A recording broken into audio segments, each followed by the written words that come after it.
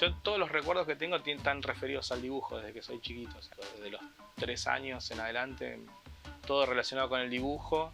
Y por eso también, ¿no? Estoy rodeado de todo lo que tenga que ver con la estética del dibujo y lo que me ha impactado cuando era chico, todo de los 80, fines de los 70, es lo que me sigue rodeando, y por eso debe ser que uno fue tan feliz en esa época que se sigue rodeando de las cosas que lo hicieron feliz en esa época.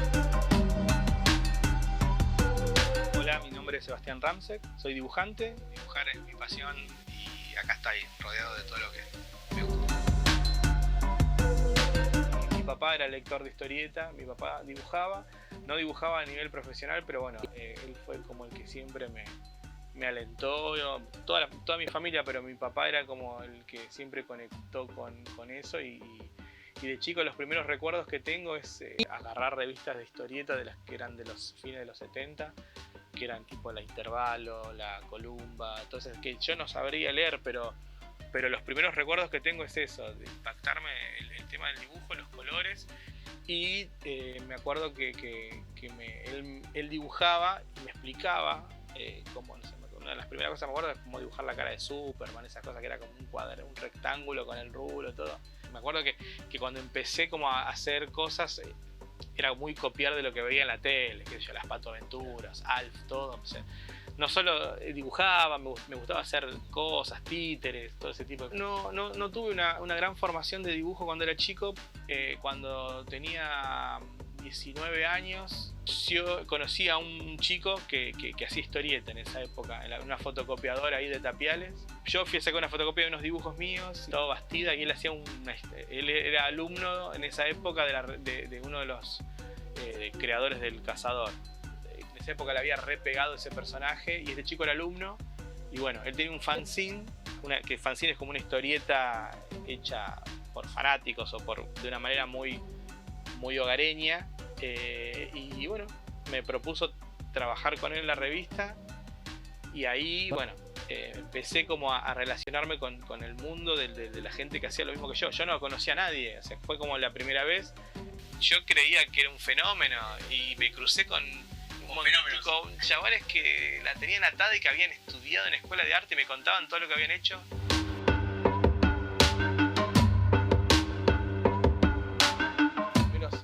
Entre comillas, laburo que había hecho, me acuerdo que creo que eran unos cables, una propaganda para cables o algo así, y yo había hecho, se llamaba Anaconda, ¿cómo se había hecho? Como una serpiente.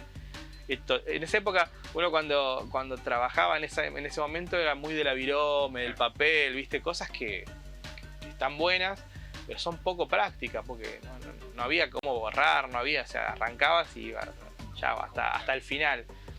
Después, Ayar Olasco había empezado a estudiar animación en esa época.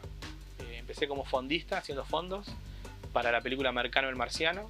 Yo a veces dibujaba toda la situación y después le metía los diálogos, por ejemplo. Fui como subiendo escalafones, arranqué haciendo tinta, que es pasar la tinta de otro dibujante, porque eran células de trabajo. La animación en esa época era un animador, un asistente, y entro a trabajar en el estudio que había hecho justamente las películas estas de Paturucito, y empiezo un nuevo proyecto que se llama Boogie el Aceitoso. Y como yo venía del palo de la historieta, me mandan a hacer el storyboard, que el storyboard son como si fueran historietas, cuadros de historietas que se usan para hacer después la película. Justo cuando yo termino de hacer el story, muere Fontana Rosa, que era el creador de Boogie, y fue como súper zarpado porque no llegó a ver muy poco de la película. Y en ese momento yo estaba haciendo el story de la película, y bueno, iba a haber un director de la película, un director de animación, y el director de animación de ese momento se va.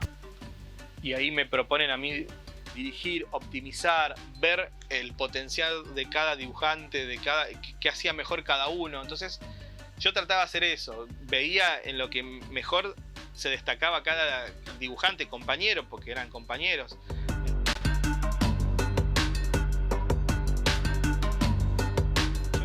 Que siempre como al papel, y hubo un momento que no pude escapar, como que me dijeron, viste que a veces cuando uno es súper vintage como todo lo que me rodea, te pones medio, no, bueno, lo mío. Y empezás a dibujar con la compu, Y al principio era medio difícil, ¿eh? Siempre que dibuja a Messi le pasa algo, viste, estéticamente al arranco de dibujar y se cambia el color del pelo, se pone la barba, se afeita, entonces o se dejó la barba y yo tengo que ir para atrás y retocarle. Cambió de camiseta, bueno, se cambió de equipo. ¿Era campeón?